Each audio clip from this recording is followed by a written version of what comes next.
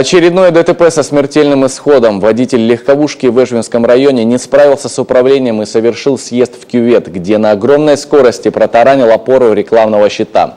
Чтобы извлечь пострадавших из искореженной машины, спасателям пришлось срезать часть крыши. Девушка-пассажир 94-го года рождения в тяжелом состоянии была госпитализирована, но спустя 10 часов скончалась, так и не придя в сознание. Водитель автомашины с места происшествия скрылся. Позже в результате оперативно-розыскных мероприятий был установлен, задержан сотрудниками полиции. Им оказался молодой человек 85-го года рождения, ранее не имел водительского удостоверения. Кроме этого, управлял транспортным средством с признаками опьянения, за что и был привлечен к административной ответственности. Сейчас нарушитель в спецприемнике. Решается вопрос о возбуждении против него уголовного дела.